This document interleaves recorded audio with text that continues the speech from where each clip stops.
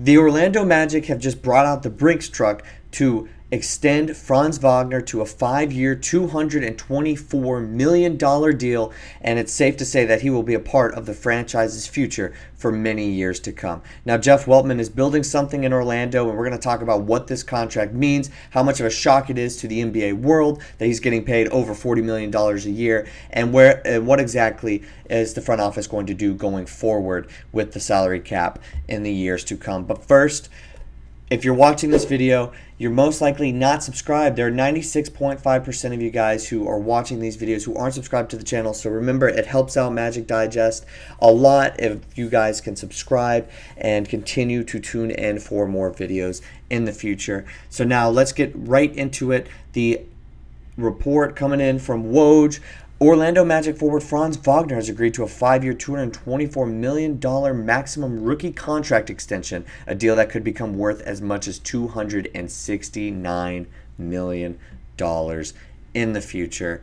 So obviously this is definitely going to be pretty expensive for the Magic in the years coming. Now, how does that deal get to $269 million? Well, it comes with some sorts of incentives, obviously. He's going to be eligible to make 30% of the team's salary cap should he be voted to the All-NBA team. Now, I would imagine that him being All-NBA third team is right around where his cap is, or at least that's right around where his potential is shown to be right now.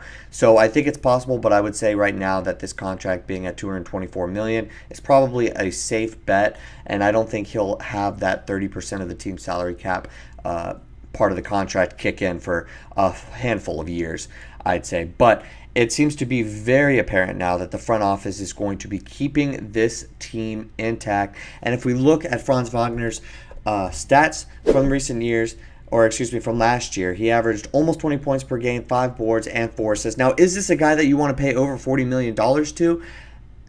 That remains to be seen, especially the three-point percentage. It was at 28% last year, and that was lower than the previous 2 years he'd been in the NBA. If you were to describe how good of a shooter Franz Wagner is, you probably would describe him as an average three-point shooter. Much better finisher around the rim. Very creative, especially like when he's trying to finish around the rim off the dribble. But his shooting is probably somewhere around average for the first 2 years and below average last year. So you'd obviously want to see more from him. And he only had 0 points in the closeout game last year.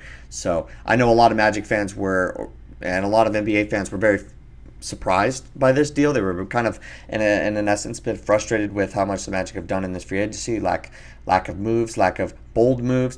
But I think at the end of the day, I think the front office was going to have to keep Franz Wagner here, and there was just no way that they were going to let him try restricted free agency, especially when you're trying to re-sign Paolo Banchero after this next year. Paolo's going to only make $12 million this year, so it's kind of interesting to think about. But we'll get into the entire team's cap situation in a second.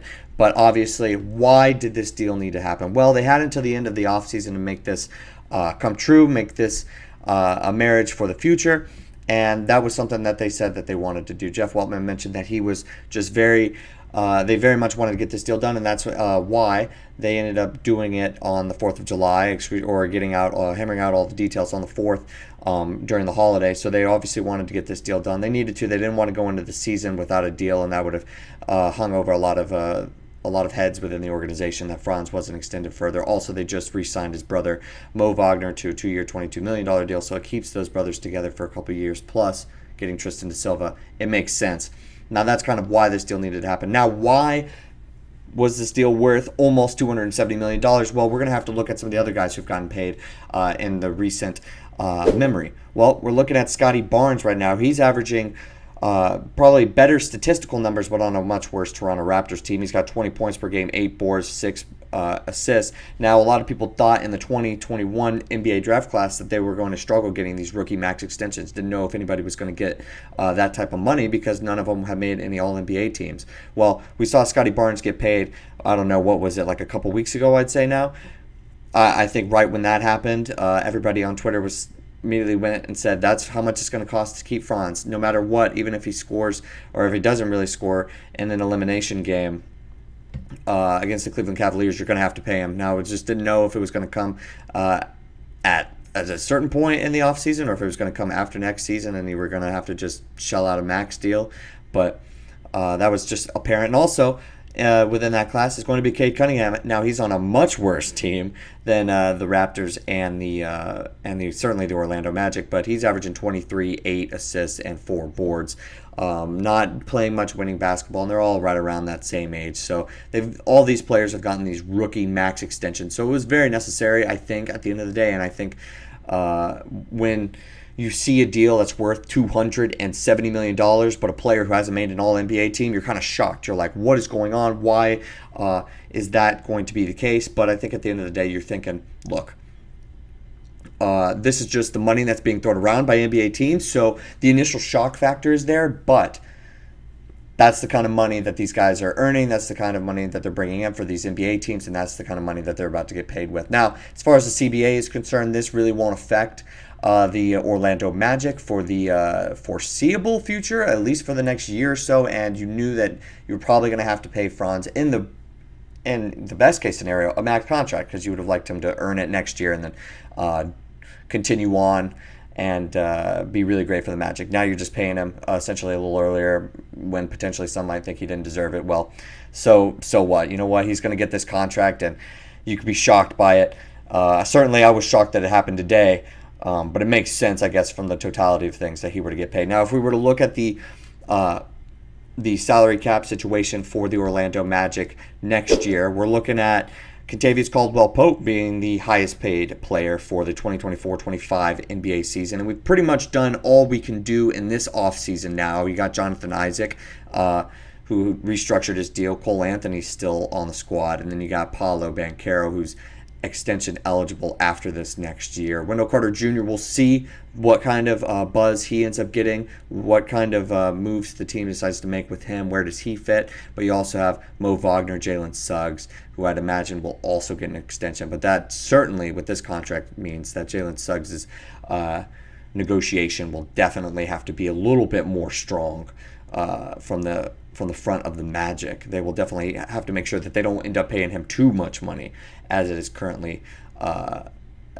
stands. But he's entering restricted free agency very soon, so they'll have to deal with that. And then Gogo Badatse, Anthony Black, Gary Harris, all these guys, Jett Howard, Caleb Houston, and they also just brought back Queen on a 2-way deal. So that's how it's looking right now. Franz Wagner is definitely not one of the highest paid players this year, but in the coming years he definitely will be, and he'll definitely probably be right around where Paolo Banchero is, although he's about to certainly get paid. So right now it looks as though the Magic's salary cap situation is kind of being figured out for the foreseeable future. We kind of knew that he was going to have to get paid at a certain point. Didn't expect it to happen today.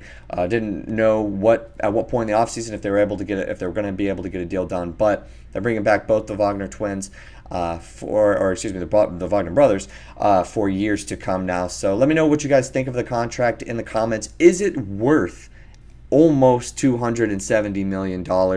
Personally, I think so. I think at the end of the day, you have to keep this team together, and his stats are good enough. You would like him to improve the shooting and the playoff performances come next year. He'll get another shot at it, but at the end of the day, you weren't going to let him walk, and then especially you got to let Paulo know that you're serious about winning. But let me know what you guys think in the comments. Was it a good contract, good signing, or should we have waited a little bit further down the line? But that's all the time we have for today. Thank you so much, and I'll see you next time.